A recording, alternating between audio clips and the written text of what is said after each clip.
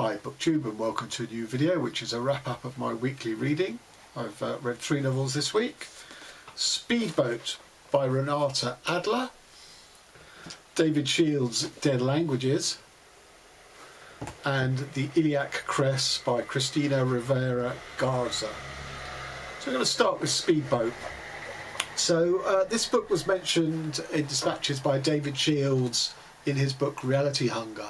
It's written in 1970. Now Renata Adler is, I don't know if she's still alive, ostensibly a journalist, but this is a novel of hers, and it was very influential in its time, and I think still holds up today. I'm not saying it looks new or different or revolutionary in 2020, but it was written in 1970. It was a bit of a cult book because it reads like she sort of snipped out newspaper articles and pasted them in a scrapbook. Only those newspaper articles are of her own life. I mean, this is a sort of set of dispatches or bulletins from her life, partly in New York, in journalism, but also as a traveller to war zones and, you know, holidays. You know, it was a very 70s lifestyle. And it's really funny. It's so enjoyable. It's very light touch. Does it cohere? Is there a point to it? Well, yes, each of the chapters are sort of loosely thematically themed, I think. But in terms of a narrative that passes, you know, that builds, you know, an element from the previous section goes on to form the jumping off point for the next. No, it's not like that. So I'm going to read a snippet of that to give you a taste of it. So this is from the section called Brownstone. I have a job, of course. I have had several jobs. I've had our paper's gossip column since last month. It is egalitarian. I look for people who are quite obscure and report who's breaking up with whom and where they go and what they wear. The person who invented this new form for us is on antidepressants now. He lives in Illinois.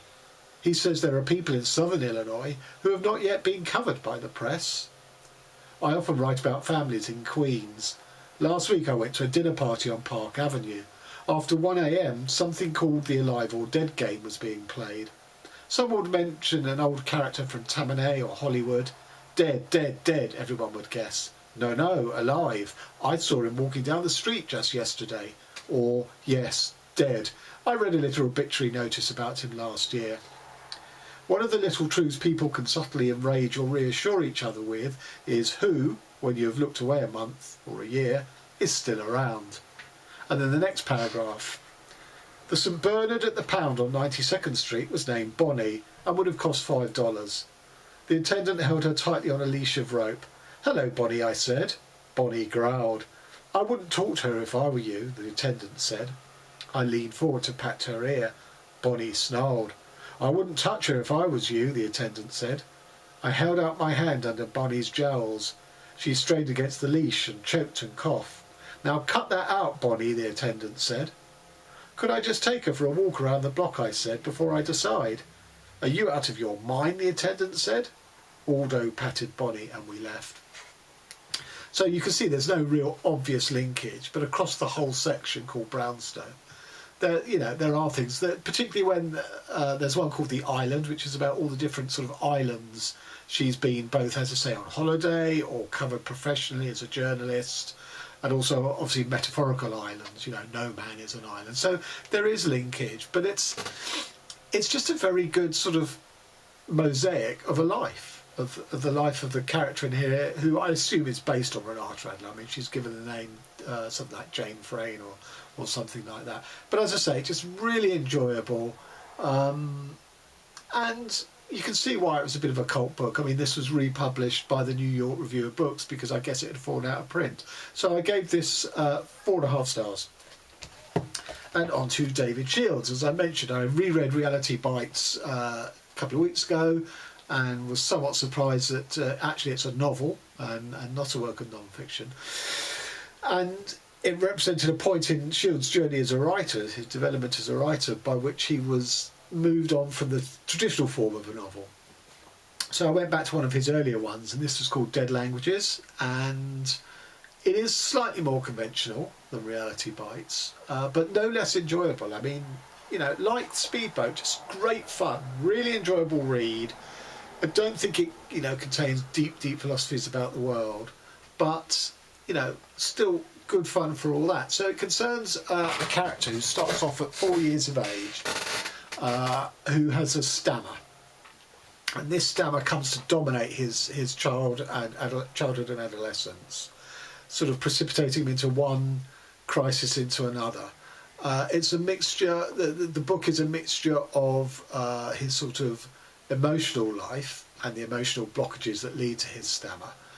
His mother is a very castrating mother, but also the social situations in which his stammer is pressured even more, revealed, such as when he has to do public speaking, or when he wants to join, you know, he's an outsider at school, he wants to join in with the in crowd, so he's around one of their houses one day and they're doing crank calling, and when it's his turn, his stammer gets the better of him and he's really struggling to do the crank call. He's pretending to be a TV quiz guy, calling up someone to ask them a question to win $12,000 or something. And obviously the guy on the other end of the phone realises it's not him, but instead of sort of, you know, swearing at him, he tries to counsel him, he tries to sort of encourage him to sort of, you know, get help and stuff, which is really funny. Again, like Speedboat, this is a very humorous book. So there are these sort of twin tracks which, you know, make his stammer sort of untreatable, really. There's the emotional sort of baggage behind it, mainly to do with his mother, but there's also all the social situations in which you don't realise that you're called upon to speak in public, to project your voice. And for someone who has sort of confidence issues in those, it's really struggling. You know, it makes it just so much harder. You know, he gets a part in the school play. He has one line. It's Othello, and when he goes, you know, he's sort of perfect in rehearsals, and he rehearses it at home in front of the mirror all the time. But of course, on the first night, it just goes horribly wrong. And he's sort of banned from the play thereafter through no real fault of his own. He's just sort of overwhelmed by his debilitating stammering. Or another one where he's in a part of a choir, the school choir for Christmas, and there's a whole group of them who basically can't sing, which is always my position when I was at school and having to do sort of Christmas choirs and stuff. And they're sort of basically bribed to not sing, but just to mime the words. So, you know, it's stuff like that. I think you could say that, you know, he is a slightly, or not slightly, he's an overindulgent character in the sense that, you know, he sees himself having a debilitating condition of stammering, which you could argue either way, depending on your point of view, but then he sort of widens it out to all his other debilitating issues, which are just those of standard teenage boys or any teenager, you know, trying to fall in love and you know, all this sort of stuff. So I'm just going to read a couple of bits to again give you the idea of the tone. The only game show I enjoyed as a child was called Jeopardy!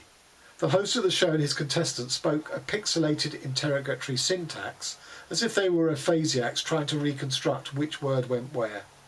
As long as the aphasiac does not regard another's speech as a message addressed to him in his own verbal patterns, he feels, as a patient of Hempel and Stengel expressed it, quote, I can hear you dead plain, but I cannot get what you say. I hear your voice but not the words. It does not pronounce itself. This, I suppose, is the appeal of any translation. As a London school sophomore and junior, I studied Latin, and by my senior year, I'd come to love that dead language. So there are a lot of interesting insights, slightly sort of quirky, off-kilter insights into language, how it works, through the eyes of someone for whom language doesn't work because he can't pronounce it, he can't get his words out, he can't express himself. So there's quite a lot of sort of quite sort of short, sharp sort of profundities, profound observations about language, such as that. And just another one. We try to, but cannot construct reality out of words. Catullus has nothing to say to the cab driver. A poem isn't a person. Latin's only a language. Stuttering's only wasted sound. It can't become communication. So, you know, again, I really like this. It is very male. It is a sort of Bildungsroman of a young boy from 4 to 18. And that might be sort of slightly alienating for a potential audience. But, you know, if you go with it, if you go with the tone and the fact it's funny and touching in places, I thought it was very good. 4.5 stars. And finally, on to the Iliac Crest by Mexican-American writer Crisina Rivera Garza. And this was a very off-kilter reading experience, but one that's was a really good one for all that. It's basically a guy in a sort of slightly dystopian society. He's on the coast, he's a doctor, he works in a hospital, but it's basically a hospital for people who are never going to get out of that hospital. They're going to die there, and he knows that. And they're not even that concerned with sort of patient care and giving them dignity in the way that they die. And then sort of one night, when he's expecting his ex-girlfriend to come down for a final showdown, someone else arrives before the ex-girlfriend, who's a young woman, who basically says that she is a victim of a conspiracy that has worked to disappear her, to make her disappear, and that she needs his help to get to the bottom of the conspiracy. And then his girlfriend turns up, who has basically caught part of the sort of endemic contagion. So this other young woman takes her upstairs and nurses her back to health, and then when she's fully recovered, they sort of form an alliance against him. They have this sort of secret language that's totally impenetrable to him, and the young woman also basically refers to him as a her. There's a lot of gender fluidity in this book, and he himself has these sort of fleeting images of what it's like to be a tree rather than a human being, and bursting through the soil with growth and stuff. So it is, it does keep you off balance a lot, but without ever being able to get to the bottom of its logic, you can still follow the logic, and it is very affecting, it's very powerful. And at the heart of it is that this woman who's turned up has claimed to be a writer, who was a real writer in Mexico, a female writer, who rather sort of fell out of sort of public consciousness. And one of the Garza's aims was to sort of basically bring her back into consciousness. And that as part of sort of trying to get to the bottom of who this strange young woman is, because the real writer of that name, the doctor discovers, is a lot older. Is a woman a lot older, and he tracks her down to a town. So he's got these two women who clearly have the same eyes, but at different stages of her life. So then it's like, oh, is she a ghost? Is she some sort of essence? She's referred to as an apparition by the older version of the writer. So again, normally if something was ghost or apparition or whatever, it would make my hackles rise. I wouldn't welcome it in a book. But here again, it works brilliantly, because this is a disappeared writer, a writer who has dropped from public consciousness, whose works have been forgotten, and she is being revived. She's being rediscovered, and that is the metaphor of having these two, having the old woman and the younger woman. And it's just really, I think, really effective in the fact that it keeps knocking you off balance, but in a good way, a way that makes you think, a way that sort of, it's a very different kind of book, a very different kind of novel writing, and I really appreciated, being challenged like that. As I say, I don't think I got to the bottom of it, and I certainly don't. I'm not familiar with the works of the writer at the heart of this, and maybe I would have gained even more by that, because I think there's a lot of intertextuality with her and others. But a really good reading experience. So again, 4.5 stars. So that's all three of these 4.5 stars, because they were all great reads.